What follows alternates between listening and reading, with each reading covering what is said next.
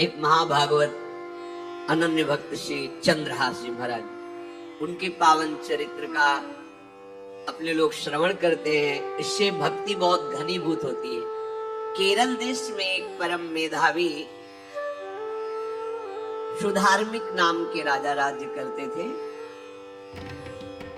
धर्म पूर्वक चलना, प्रजा का पालन करना और भगवान नाम जप करना, शास्त्र विधि से बिल्कुल कभी प्रतिकूल एक भी आचरण जीवन में नहीं किया।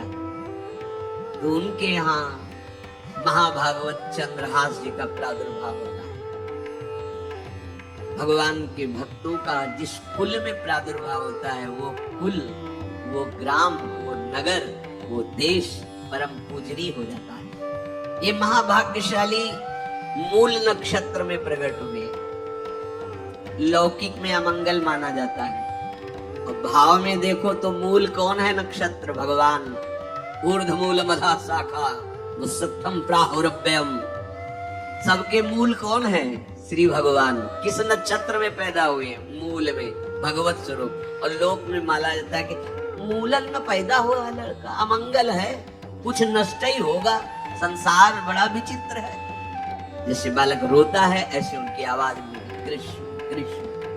बड़ा आनंद हुआ सुधार्मिक राजा को कि हमारे कोई महाभागवत पधारा है। क्योंकि ये भजन करके पूर्व जन्म में ऐसी भागवती की स्थिति प्राप्त की कि अबोध अवस्था में ही श्री मुख से कृष्ण नाम निकल रहा है। आनंद उत्सव मनाया जा रहा है।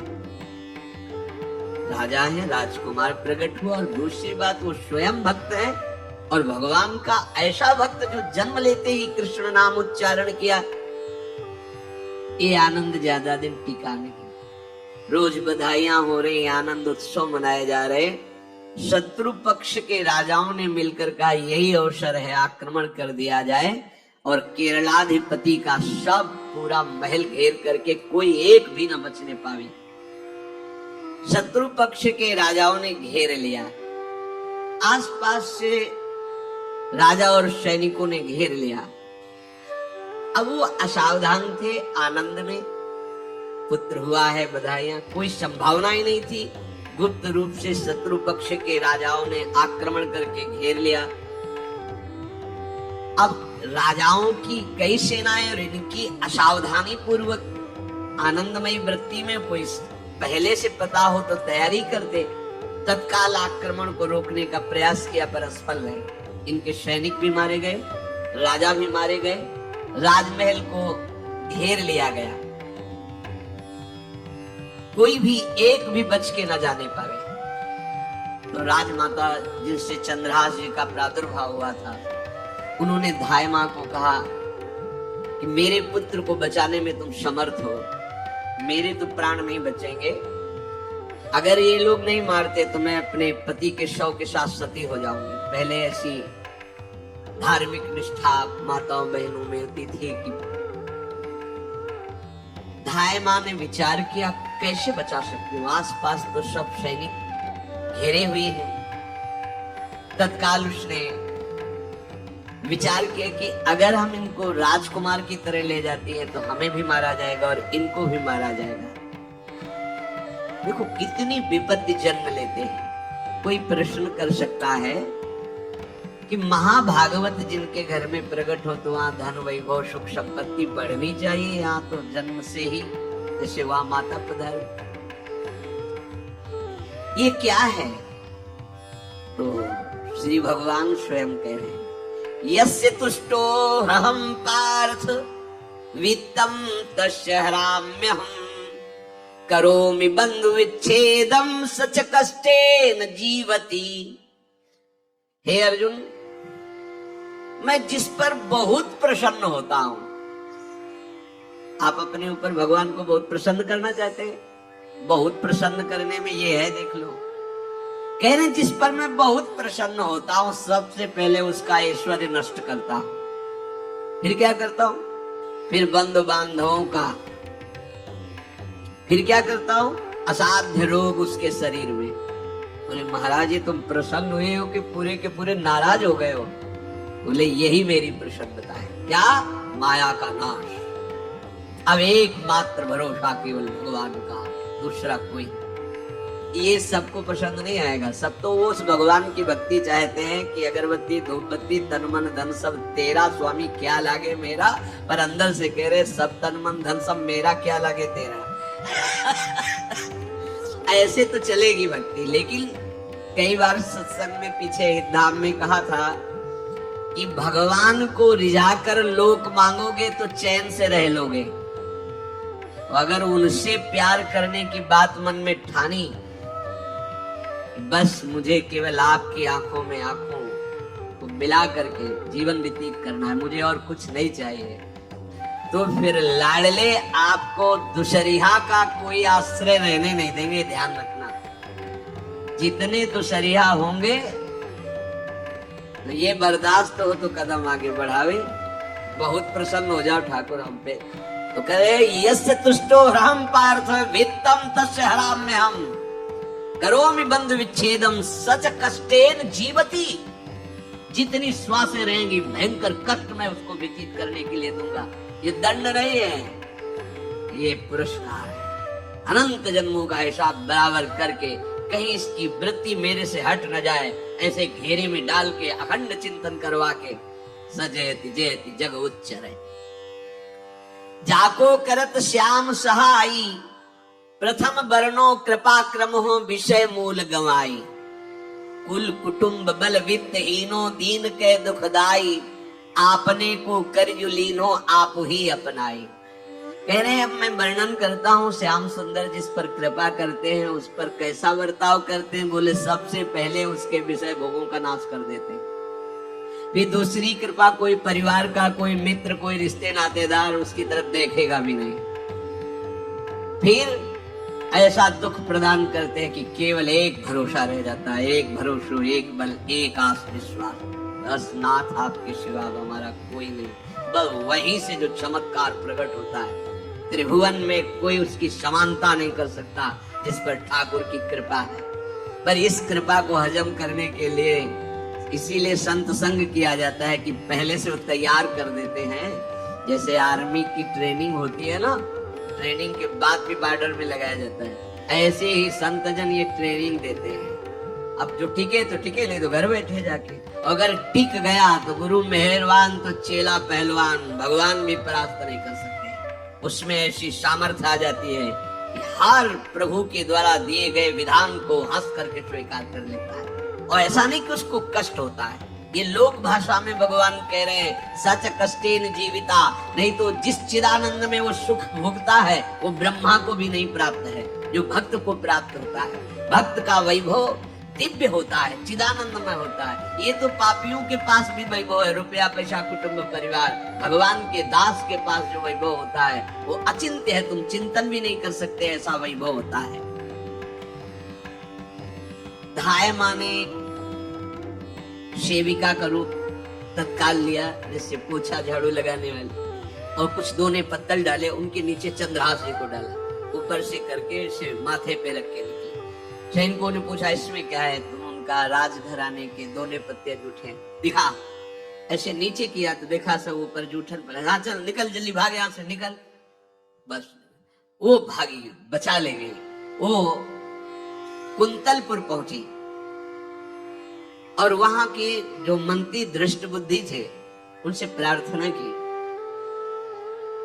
कि मैं सेवा कला में बड़ी प्रवीण हूं और ये मेरा पुत्र है, अगर आपकी कृपा हो जाए तो कुछ समय के लिए हम आपकी सेवा में, महल सेवा में रहेंगी और हमारे पुत्र का पालन पोषण हो जाएगा।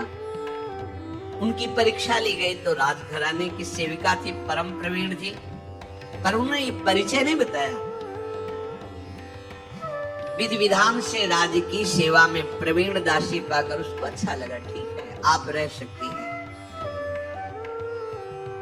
अभी चंद्रहास जी 3 वर्ष के ही थे कि धायमा पधार गई और हर समय कृष्ण कृष्ण कृष्ण कृष्ण कृष्ण नाम इनके चलता रहता था। अब जो उनका दुलार करने वाली थी धायमा, वो भी पधार गई तो कौन उनकी तरफ देखे। पर बहुत ही गौर वर्णन, बड़े ही सुंदर। अब वो गलियों में भटकने निकाल दिया महल से जब धाय माँ मर गई, क्योंकि धाय माँ की सेवा कारण उनको रखा गया था। 3 वर्ष के बालक गलियों में, तो कोई भी माँ देखती उनको तो कोई उनको वस्त्र पहना देती, कोई भोजन करा देती। ऐसे ही भगवान के भक्तों की बड़ी विचित्र लीला होती है। यहाँ चंद्रहास जी को जो भी माता बहन देखती कुंतलपुर के गलियों में, तो कोई वस्त्र, कोई स्नान करवा देती, कोई काजल लगाती, कोई भोजन पवा देती। परम हंसों जैसा जीवन कट रहा है। कृष्ण कृष्ण कृष्ण कृष्ण। 14 भुवनों में जिनकी अव्याहत गति है, जो सबको देखते रहते हैं, श्री देवर्षि नारद जी। ये कृष्ण कृष्ण बोलता है बालक, और इसका हरि के सिवा कोई नहीं। एक दिन एकांत में बैठे हुए थे बालक चंद्रहास जी, नारद जी पधारे हैं, भाई जी से मिले हैं। स्वप्न में कितने महापुरुष मिलते हैं जो भजन ठीक से करते हैं, ये बड़े बड़े महापुरुष आकर के उपदेश करते हैं। ये त्रिकाल सत्य है, कोई ऐसा नहीं है कि ये कहानी है, अभी है।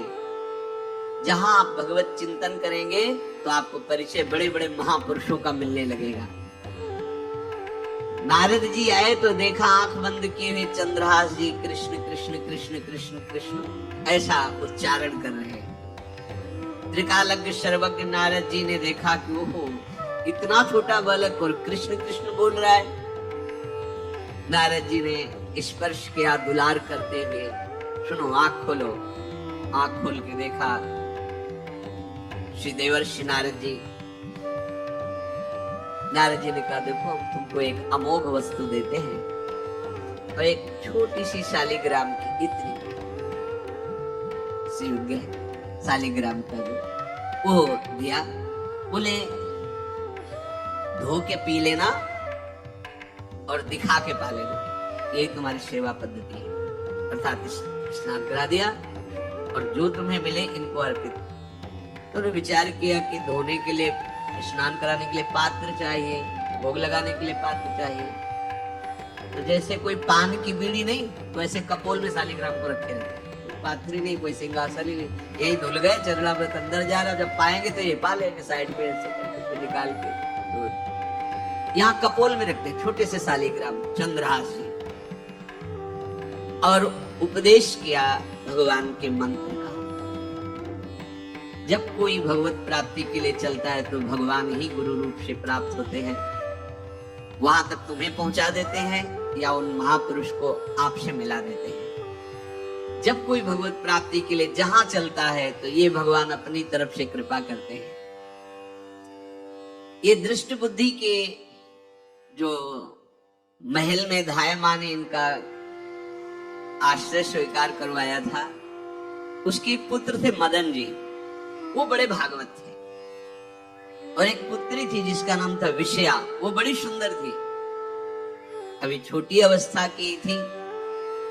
मदन जी का स्वभाव था भक्तों को भोजन पवाना। जो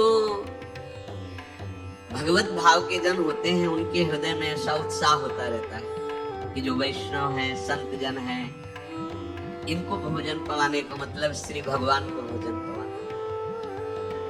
भक्तमाल में भी वर्णन है कि जैसे गर्भवती माँ को आप कुछ भी पवाओ तो बालक की पुष्टता अपने आप होती है, ऐसे संतों के हृदय में भगवान विराजमान प्रकट रूप से हैं। जब हम संतों को भगवत भाव से भोग पवाते हैं तो साक्षात भगवान ही पाते हैं। वो मदन थे भगवत भाव के, तो उन्होंने बुलाया बड़े बड़े भक्तों को और ब्राह्मणों को। जब ब्राह्मण और भक्त पा रहे थे तो खेलते खेलते चंद्रहास जी भी वहीं चले गए और उन्होंने भी वहां प्रसाद पाया। अब बड़े बड़े ब्राह्मणों में एक ज्योतिषाचार्य थे।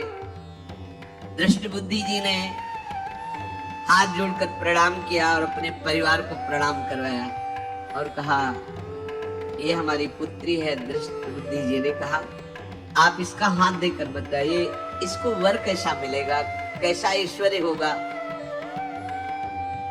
दृष्ट बुद्धि मतलब दुष्ट बुद्धि, ऐसा ही था। पर बड़ा विचित्र खेल है, इसकी बुद्धि एकदम विपरीत और पुत्र महाभागवत।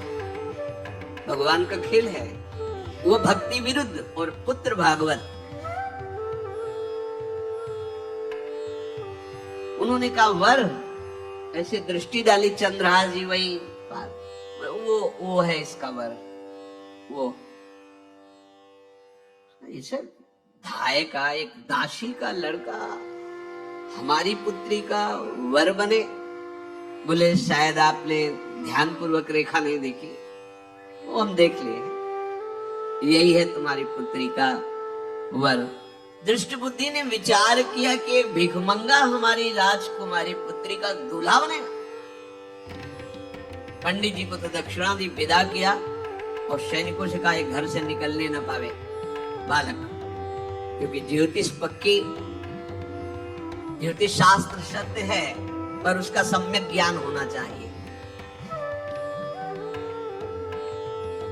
भला मुझ सम्राट के मंत्री की पुत्री, महामंत्री है दृष्टि, और ये एक भिखमंगा कैसे हो सकता है? बड़ा हृदय में जलन हुआ, ये तो बड़ी अपकीर्ति और दुर्भाग्य का विषय होगा, इसी को मरवा डालते हैं, काम खत्म हो जाएगा। निश्चय किया और जल्लादों को बुलाया और कहा ये बालक जो पंगत में भोग पा रहा है, इसको ले जाओ और जंगल में मार के, और इसका कोई अंग हमें काट के दिखाओ कि हम मार, मतलब पक्का मार देना है। क्योंकि वो इतने सुंदर थे, इतने सुशील थे, इतने प्यारे लगते थे कि कोई भी मारने के लिए था। इसीलिए उसने शर्त रखी, इनका अंग काट करके हमको प्रमाण में दिखाया जाए कि मार दिए गए हैं। चांडालों ने हाथ पकड़ा चंद्रहास जी को, चंद्रहास जी का स्पर्श करते हुए उनको ऐसा दुलार होने लगा हृदय में, जैसे माँ को अपने बच्चे से दुलार होता। स्पर्श करते, दरस परस अघनाश, भक्त का स्पर्श ही पापों का नाश कर देता है। वो दो जल्लाद आपस में कहने लगे भाई जीवन हो गया लोगों को मारते हुए, कभी कोई पढ़ने का काम नहीं। ये देखो भक्त संग का प्रभाव। इस सुकुमार विशाल नेत्र, कैसा सुंदर बालक जो हमारे चित्त को चुरा रहा है, इस दुष्ट बुद्धि मंत्री ने आदेश किया मारने का। भला इससे क्या बिगाड़ा इनका, क्यों मारना चाहता है? देखो वैसे तो माँ पापी है ही है, क्योंकि जल्लाद घर में जन्मे हैं, पूर्व जन्म के पापों के अनुसार इस जन्म में न जाने कितनों को हमने काटा है। पर पता नहीं क्या हो रहा है, मेरे हृदय में ऐसी हिम्मत नहीं आ रही कि इस बालक को मैं मार सकूं। दूसरे ने कहा फिर अगर उसको तुम नहीं मारोगे तो तुम मारे जाओगे, कुछ तो करना पड़ेगा। नहीं नहीं, इस छोटे से बालक से क्या किसी को नुकसान। एकांत जंगल में ले गए और कहा तुम जानते हो तुम्हें किस लिए लाए? चंद्रहास जी बालक थे, 5 वर्ष की आयु अब हो गई थी, तो उनका मुझे पता नहीं कि आप क्यों लाए। बोले हम जल्लाद हैं, तुम्हें मारने का हुक्म दृष्ट बुद्धि ने दिया है, मारना तो पड़ेगा ही तुम्हें। हमारी इच्छा नहीं कि मारे, पर हम तुम्हें अंतिम बात पूछते, तुम्हें कुछ भी पसंद हो, कुछ भी, तो तुम कहो हम तुम्हारे लिए ला के देंगे, जो तुम्हें चाहिए बोलो, पर हमें वध करना पड़ेगा तुम्हारा। तो उनका मुझे कुछ और नहीं चाहिए, बस थोड़ा सा समय चाहिए। यदि आप मारना ही चाहते हो तो थोड़ा हमारी पूजा है हम कर लेंगे, इसके बाद मार लीजिए। आपको तो बल है, अस्त्र है, मैं तो बालक हूं। उनका हाँ हम तुम्हें समय देते हैं, तुम किसी को पुकार भी सकते हो, जो तुम के करना चाहो कर सकते हो। चंद्रहास जी का मुझे मृत्यु का भय नहीं, बस कुछ समय दे दो। पूरा महाभारत हो गया था, टिटिहरी के अंडे नहीं फूटे थे। वो एक टिटिहरी का अंडा, तो टिटिहरी एक पक्षी होती है ना, टे टे करके उड़ती है, तो उसके अंडों के ऊपर एक हाथी का घंटा हुआ, गिर गया ऐसे। सब पूरा महाभारत में सब नष्ट भ्रष्ट, वो अंडे वैसे सुरक्षित। तो जो प्रभु भारत युद्ध में राखे भरही अंड, सोई मुंह को राखे जो राखत ब्रह्मांड।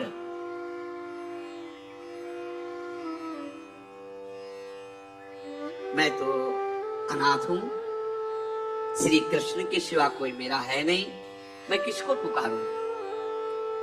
मेरा आश्रय तो एकमात्र वही प्रभु है। और निकाला शालिग्राम, यही सिंहासन है शालिग्राम। भगवान के भक्तों की अपार महिमा है। क्या सेवा, वहां कोई पंचपात्र गंगा जल सब थोड़ी है, लेकर बस आंसुओं से अभिषेक कर रहे प्रभु। मुझे तो कोई ज्ञान नहीं कि आपकी सेवा कैसे की जाती, मैं तो अपने मुख में ही आपको रखता हूँ। अब मेरे जीवन का अंत होने जा रहा है, बस मैं यही प्रार्थना करता हूँ कि मैं आपके ही समीप पहुंचूं, आपका ही स्मरण करूं, आपसे कभी विलग न हो, एक भी वृत्ति आपसे कभी विलग न जाए। श्याम मुरली मनोहर ललित प्रेम में ध्यान करते हुए आंख खोली और इशारा किया, काट दो मुझे।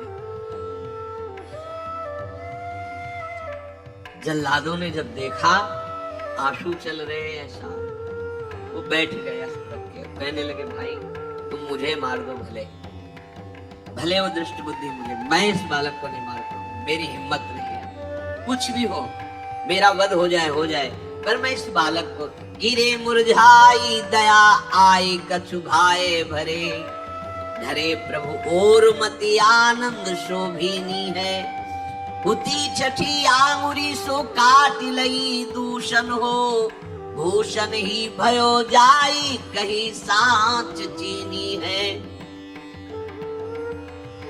जब नेत्र का इशारा हुआ कि वध कर दो, तो जो बधिक मारने के लिए आए हत्यारे थे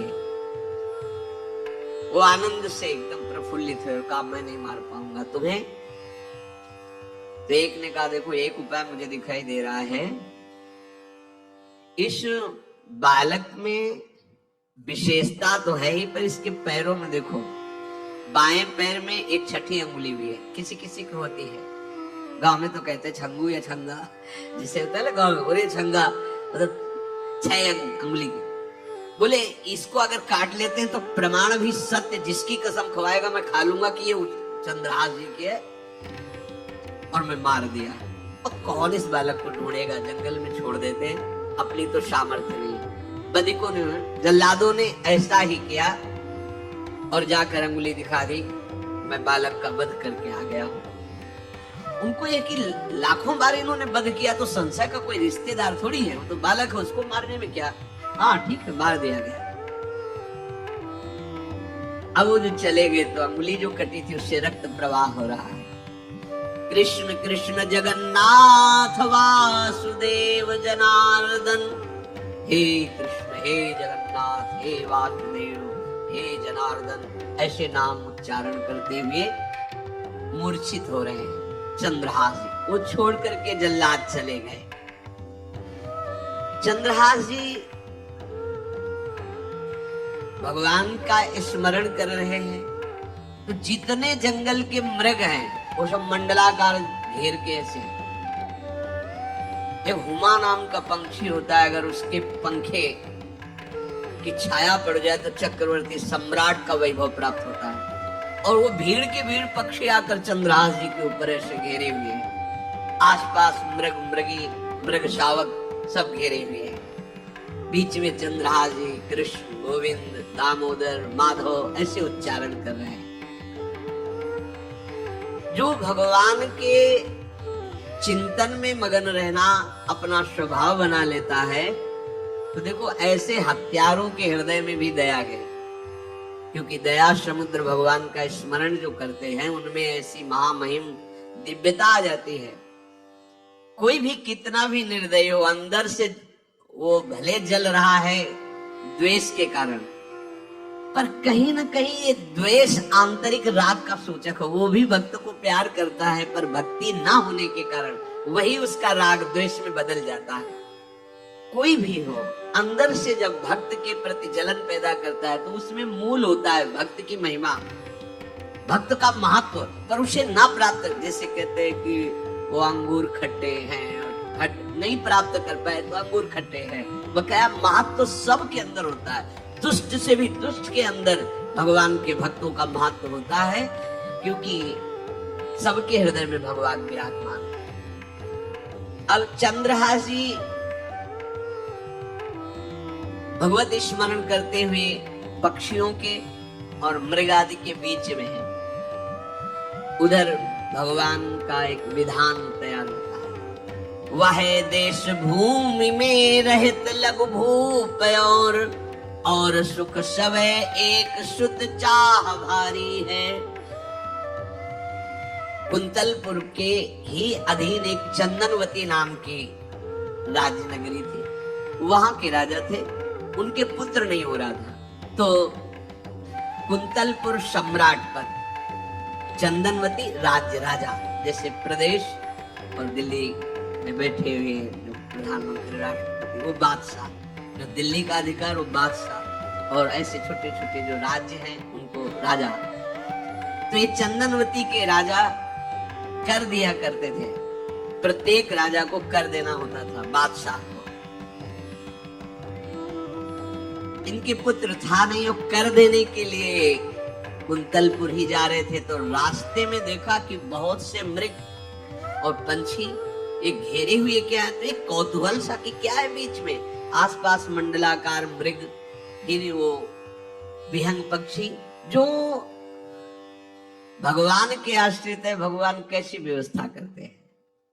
वो चंदनावती के राजा दौड़ करके कौतूहल बस क्या है यहाँ, मृगी पंक्तियों के बीच में पक्षी, उमा नाम का बड़ा पवित्र पक्षी हिमालय आदि में पाया जाता है, जिसके ऊपर इसकी छाया पड़ जाए वो ऐश्वर्यवान हो जाए। देखा बालक दिव्य तेजों में और मूर्छावस्था में नजदीक गए तो अंगुली पूरी कटी हुई थी, तो रक्त प्रवाह, गोद में उठाया और आनंदित हो गए, हमारी पुत्रष्टि यज्ञ सफल हुई, हमारा दान पुण्य सफल हुआ, ऐसा हमें सुंदर बालक मिला।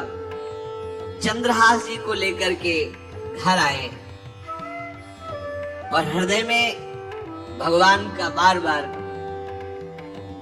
कृपा प्रसाद मना रहे, मुझे भगवान ने पुत्र दिया।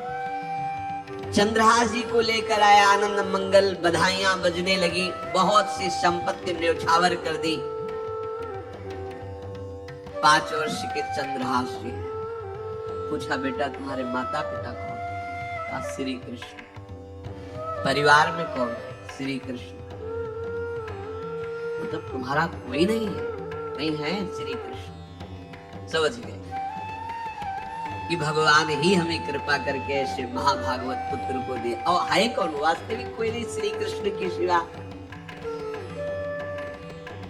बड़ा उत्सव मनाया और अपने राज सिंहासन का अग्रिम अधिकारी युवराज पद चंद्रहास जी को। अब तो पूरे राज्य में आनंद की वर्षा हो रही।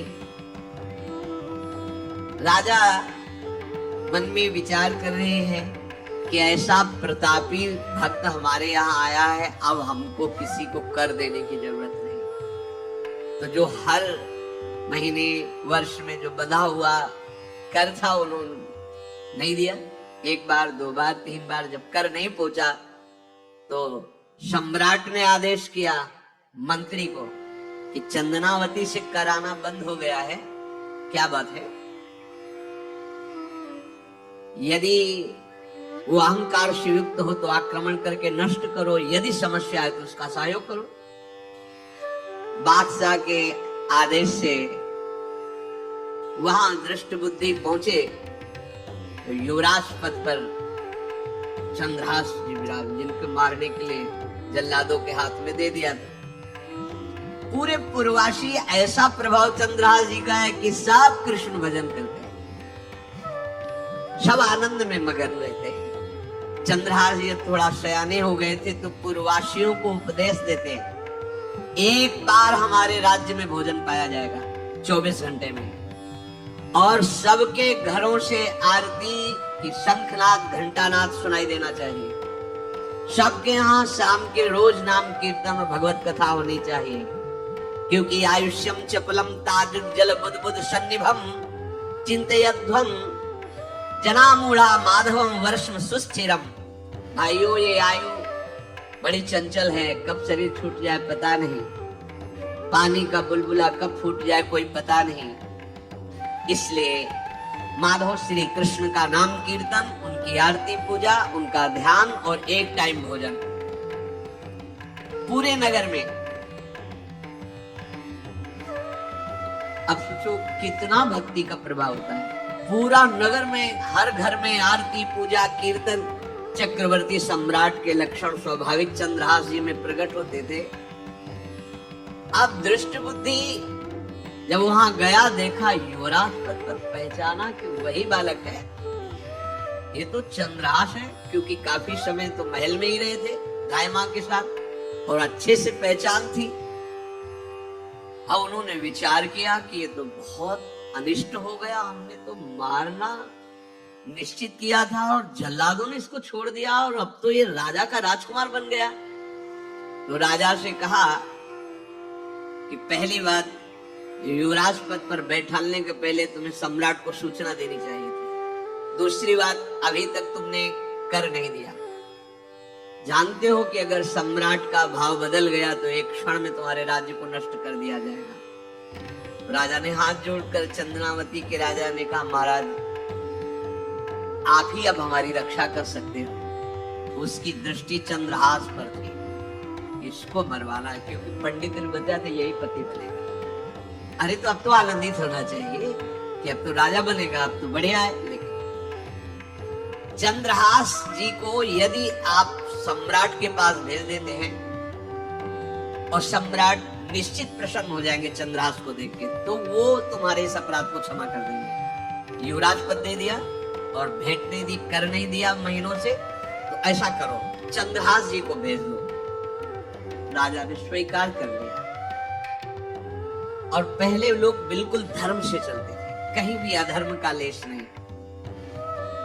एक चिट्ठी लिखी दृष्ट बुद्धि ने और चंद्रहास जी से कहा खोल के पढ़ना नहीं, मेरे पुत्र मदन को देना जाके, और मदन तुम्हें फिर आगे का कार्य सम्राट से मिलाना, माफी करवा देना, ये सब करवा देगा। पर ये चिट्ठी तुम रास्ते में खोल के नहीं देखना। वो वैसे भी किसी का पत्र खोल के देखने का धर्म नहीं कहता। अगर कोई पत्र दे तेरी किसमें क्या लिखा है, नहीं, या तो हिम्मत नहीं है, इतनी धैर्य नहीं है तो मत लो। अगर धैर्य है तो हाथ में लेकर जहां तक पहुंचाना वहां तक पहुंचा दो, नहीं तो वो कार्य ही मत लो। ये अधर्म है कि आप बीच में उसको खोल कर पढ़े। पहले लोग बहुत धर्मात्मा होते थे, एक एक बात धर्म युक्त होती थी। चंद्रहास जी को चिट्ठी दी, चंद्रहास जी ने पत्र को अपनी पाग में खोस लिया और कुंतलपुर के लिए चले। अब इनका किशोर अवस्था में प्रवेश हो चुका था। एक सुंदर कुंतलपुर के बाहरी रमणीय बगीचा था, वृक्ष बहुत सुंदर सुंदर, पुष्प वाटिका भी बड़ा मनोरम लगा। घोड़ा बांध दिया वृक्ष में और पहले सरोवर, अब बड़ा निर्मल जल होता, जल पिया, हाथ मुंह धोया, थोड़ी देर भगवान का ध्यान करते रहे वृक्ष के नीचे और फिर लेट गए तो नींद आ गई। भगवान बड़े कृपालु, जो भगवत आश्रित होता है त्रिभुवन में कोई उसका अमंगल नहीं कर सकता। अपनी सहेलियों के साथ दृष्ट बुद्धि की वही राजकुमारी जिसके साथ इनका ज्योतिषाचार्य ने कहा था यही पति होगा, वो अपनी बहुत सी समान वयस्क अवस्था की जो किशोरियां थी उनके साथ हो, और ये राजवाटिका थी, इसमें घूमने के लिए आई। तो घोड़ा देखा तो उसने कहा यहाँ किसी का घोड़ा कैसे आ सकता है, हमें लगता है कोई यात्री इसमें प्रवेश कर गया, उसको पता नहीं होगा कि राजवाटिका है। वो अपनी सहेलियों के साथ घूमते हुए उसी वृक्ष के नीचे पहुंची। जा चंद्रहास नौ किशोर अवस्था, और जो भगवान का भजन करते हैं उनमें एक विशेष आकर्षण होता है जो साधारण आदमियों में नहीं होता। वो कैसा भी रूप हो उससे मतलब आकर्षण होता है, ऐसा लगता है इनके समीप बैठे रहे, इनको देखते रहे, इनकी बातें सुनते रहे, उनमें भगवत आकर्षण होता है। आंख बंदी हुई शोर देखते ही पूर्व विधान के अनुसार उसका चित्त लुट गया। इतना सुंदर नौ किशोर अवस्था, आसपास देखा तो सखियां खेलने में लगी थी। बाग में एक चिट्ठी सी दिखाई दी तो झुक करके चुपचाप ऐसे, नौ किशोर अवस्था में चंचलता भी होती है। चिट्ठी खोल करके देखा तो वैसे ही रूप माधुरी में आसक्त हो गई थी, पूर्व संस्कार से आकर्षण भी हुआ। इसने संस्कृत में लिखा था विस्मस्मयी प्रदातव्यम त्वया मदन शत्रवे कार्या कार्यम न द्रष्टव्यम कर्तव्यम खलु में प्रियम। मदन पुत्र, उनके नाम था मदन। ऐ मदन, बिना कुछ विचार किए इसको विष दे देना जाते ही। क्या उचित है क्या अनुचित ये तुम्हें नहीं सोचना, मेरा प्रिय करना, मेरे आदेश का पालन, जाते ही से विष दे देना। उसने देखा पिताजी की बुद्धि खराब हो गई, ऐसे सुंदर नव किशोर को विष देने की बात लिख दी। और उसे बड़ा दुख हुआ कि पहली ही दृष्टि में, अभी तो इन्होंने आंख खोल के हमें देखा ही नहीं, और इनको इस सोई हुई मुद्रा में देख करके मेरे प्राण समर्पित हो गए, मेरा चित्त समर्पित हो गया। चलो, जब मेरी सखियों के नाम पुकारे जाते, हेमलता शशिकला आदि, तो मुझे चुभता था कि मेरा नाम पिताजी ने विषया क्यों रखा है। आज सार्थक हो गया, मेरा नाम सार्थक हो गया। काजल लगाई हुई थी, एक सीख से ऐसे काजल लिया, और एक संस्कृत में आ बनता है ऐसा, ऐसे बस ऐसे कर दो तो विषया हो गया। अब उसका अर्थ बदल गया। हे मदन, उचित अनुचित का विचार छोड़कर जाते ही इसे विषया प्रदान कर दो, ये मेरा प्रिय कार्य होगा। विषय पुत्र भगवान जैसी हो भवतव्यता तैसी, भले सहाय आप ना आवे, आप परताई तहां ले जाए। तो ओ वही घोष दिया, और ये सुख हुआ कि तो जाएंगे भाई के पास ही ना, तो घर में ही तो जाएंगे, वहां इनकी इस प्रसन्न मुद्रा में बातचीत करते हुए मैं इनको देखूंगी। ये भगवान का विधान होता है। चंद्रहास जी उठे और पूछते हुए मंत्री के घर पहुंचे, और मदन ने जो ही चंदनावती से पिताजी ने इनको भेजा है, ये वहां के राजकुमार हैं, हृदय से लगाया। चंद्रहास जी ने कहा आपके पिता ने पत्र दिया है। उन्होंने पत्र पढ़ा, विषमस्मयी विषयास्मयी, विषय तुरंत बिना विचार किए ब्याह कर दो, दे दो, क्योंकि लिखा है प्रदातव्यम त्वया मदन। अभी इसी क्षण जहां ये पत्र मिले, जो आ गया, शुभम से बुलाओ पंडित को। पंडित ने कहा भगवान की कृपा से अगला मुहूर्त है, बिल्कुल ये ब्याह का पक्का मुहूर्त है। अब तो राजघराने तत्काल व्यवस्था हुई। अब वो तो पहले ही मोहित हो चुकी थी देख के विषया जी। तत्काल दुल्हन रूप उनको सजाया गया, इनको दूल्हा रूप सजाया गया। पंडित शुरू कर दे गणानंद तो आगणपति को ब्याह हो गया।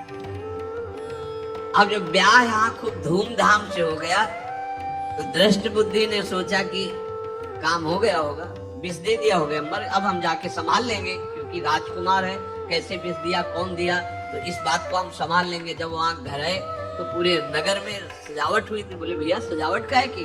बोले महाराज आपके ही आदेश से तो है, आपने दूल्हा भेजा था। और ब्याह किसने कब कहा ऐसा? बोले तो मदन के पास चिट्ठी रखी है। अब घर गए, मदन को बोला बोले तुम्हें बुद्धि मारी गई, क्या हमने पत्र में लिखा था? लिखा था हमने विष, इसमें विषया कैसे लिख गया? काजल से ऐसे, और पहले स्याही काजल की ही होती थी, तो ऐसे भगवान सब कुछ बना देते हैं। उनका पिताश्री एक भी अक्षर आपकी आज्ञा को उल्लंघन, आपने लिखा था बिना विचार किए उचित अनुचित का हमारी आज्ञा का पालन किया जाए। विषया प्रदातव्यम मदन, मेरा नाम लेके आपने संबोधन करके ये देखो ये लिखा हुआ है, इसमें हमारी त्रुटि क्या है? देखा तो चंद्रहास जी दूल्हा और सुंदर। अब उसका हृदय आग, अब तो मान जाना चाहिए बिटिया का वरण हो गया भाई, ब्याह हो गया, अब तो गुस्सा छोड़ देनी चाहिए। पर दुष्ट बुद्धि, नाम ही रखा था धृष्ट बुद्धि, उसने कहा चाहे बिटिया विधवा रहे पर तुम्हें जिंदा नहीं रहने देंगे। ये दुष्ट बुद्धि होती है। देखो कैसे कैसे ऐसे ही होते हैं, कुछ लोग ऐसे ही होते हैं। हमारी इज्जत, फिर जेल काटता है पूरा परिवार, मार डालेंगे तुम्हें जिंदा नहीं रखेंगे, ऐसे दुष्ट बुद्धि का स्वभाव होता है। अब भाव जब बिगड़ जाता है तो फिर पकड़ में नहीं आती बात, यही समझ जाना चाहिए। चरणों में प्रणाम करके कि अब तो तुम हमारे बेटे के समान हो, ये भी राज्य तुम आनंद लो। अब बड़ा सुख का कार्य है। लेकिन जब नकारात्मक सोच आ जाती है तो बुद्धि कंट्रोल में नहीं रहती, वो फिर उद्दंडता करने, उसका निश्चय गलत होता है। नजदीक गया तो कहा कि बहुत कृपा हुई, आप हमारे दामाद बने। हमारे यहाँ की एक रीति है, हमारे नगर के बाहर जो देवी है उसमें लड़की का वर अकेले पूजा करने जाता है। आपको हमारी कुल की रीति का निर्वाह करना होगा, आपको जाना ही होगा। कोई समस्या नहीं, हमारे लिए तो हर देवी देवता भगवत स्वरूप है, आपके लिए हम पूजने चले जाएंगे। पूजन की थाल तैयार करो।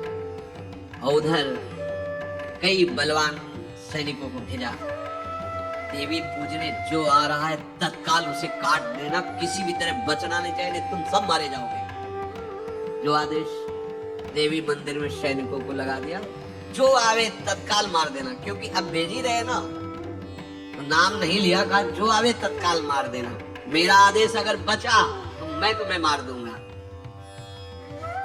उन राज सैनिकों ने जो बधिक स्वभाव के थे पहले से वहां लग गए। बड़ा विचित्र भगवान का खेल। वहां के चक्रवर्ती सम्राट जो थे बड़े बड़े विद्वान और ऋषियों से बातचीत कर रहे थे, तो उनका महाराज अब आपका राज सिंहासन पर बैठना राज्य के लिए अमंगल होगा, ऐसा समय आ रहा है। इस समय यदि चंद्रहास जी को सम्राट पद पर बैठा दिया जाएगा तो आगे अकाल नहीं पड़ेगा और बड़ा मंगल होता चला जाएगा। ये मुहूर्त आपका राज सिंहासन पर से हटने का है, तो उनका प्रजा का मंगल हो और देश का मंगल हो, इसलिए हम बिल्कुल। मदन वहीं बैठे हुए थे। सचिव ने कहा तुरंत जाओ और जो तुम्हारे बहनोई बने हुए हैं चंद्रहास जी को लाओ। तो भागे। जो और सैनिक राज सैनिक थे पूछा किधर जा रहे हो? बोले अपने बहनोई चंद्रहास जी। बोले वो तो देवी पूजा के लिए गए। तो घर में जाके वो सीधे आगे बढ़े, तो जा ही रहे थे थाल सजा कर देवी। बोले सुनो इसी समय मुहूर्त है, आपको देवी पूजा हम कर लेंगे जाके, या हम थाल लेके वहां बैठे रहेंगे, पहले सम्राट पद का वो अभिषेक करो फिर देवी पूजा हो जाएगी। ये तो घर की बात है, और देवी पूजा मैं करके आ रहा हूँ, वो देवी पूजा के लिए और वो सम्राट पद के लिए बीच से। दौरे सुख पाई जाय मगही में लियो जाए, दियो सो पठाई नृप रंग माही भीजिए। अब जो सम्राट थे तो बहुत आनंदित हो गए। भगवान का भक्त तेजस्वी और बलवान शूरवीर योद्धा जो सम्राट पद पर बैठेगा तो अकाल नहीं पड़ेगा, सुख की सब प्रजा को वृत्ति प्राप्त होगी। बड़े आनंदित होकर इनका सम्राट पद पर अभिषेक हो रहा है। और दृष्ट बुद्धि के पुत्र जो मदन संतों और भक्तों का आदर करते तो वो देवी पूजा, और वहां पहले उसने बोल रखा था जो आवे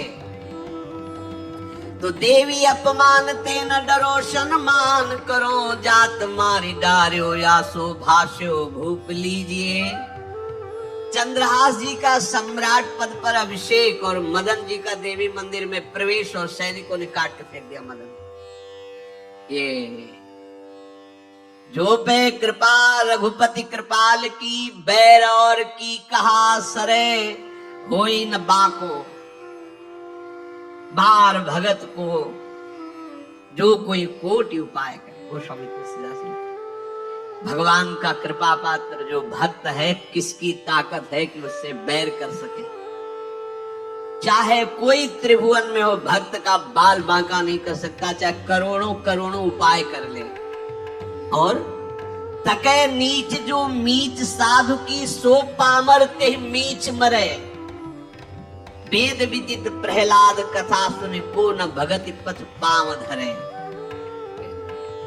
अगर तुम जिस भाव से साधु को नीचा दिखाना चाहोगे वही भाव तुम्हारा सर्वनाश कर देगा। वैसे ही देखो सर्वनाश हुआ। एक ही पुत्र और इसके आदेश से वह उल्टा खेल हो गया, पुत्र की हत्या हो गई और चंद्रहास जी को सम्राट पद पर अभिषेक किया जा रहा है।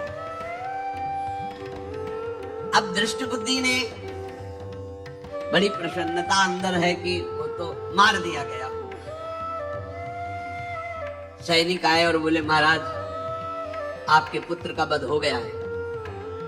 पुत्र का वध कैसे? बोले आपने कहा था जो आए उसे मार देना, तो आपका पुत्र ही थाल लेकर पूजन, वो तो चंद्रहास, बोले उनका तो अभिषेक हो गया सम्राट पद में। ये कैसे? अब अंदर भारी दुख उनके हृदय में, उन्होंने बताया कि तुम्हारे पुत्र को तो हम लोगों ने काट डाला आपके आदेश के अनुसार, आपने कहा था जो जाए उससे काट। अब तो छाती पीट पीट के, माथा फोड़ फोड़ के खूब रो रहा है। किसी का कोई भी बस नहीं चल सकता भगवान के भक्त के ऊपर। तंत्र मंत्र दुनिया का जितना भी सामर्थ्य है, ये भक्ति को ऐसे खिलवाड़ नहीं। अब वो बार बार मैं कितना भागी, हाय मैं कितना भागी, अपने पुत्र को ही मरवा दिया, ये हाहाकार करके रो रहा है। चंद्रहास जी ने जब सुना तो उन्होंने कहा अरे मृत्यु तो मेरी निश्चित थी, फिर मदन भैया को वो मेरी मृत्यु प्राप्त हुई। नहीं नहीं, ऐसा नहीं हो सकता, मैं अभी जाता हूं। वहां गए, अंगों को रखा, भगवान का ध्यान करके स्मरण करके ऐसे हाथ फेरा के बैठ गए। अब ये घटना तो उनको पता नहीं थी, दृष्ट बुद्धि को उन्होंने खोपड़ी फोड़ करके अपनी हत्या कर ली। उनको जिला के आए तो फिर उनको जिलाया और कहा पिताजी अब कृष्ण कृष्ण जपो।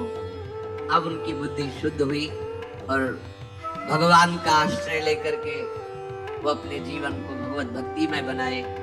तो जो भगवान का भक्त है उससे द्रोह करने वाले को भी परम मंगल ही देते हैं भक्त, पर भक्ति में अनन्यता की आवश्यकता है। प्रारंभ इहलोक परलोक के सारे सुखों को भगवान के चरणों में समर्पित करके किसी व्यक्ति वस्तु स्थान का आश्रय नहीं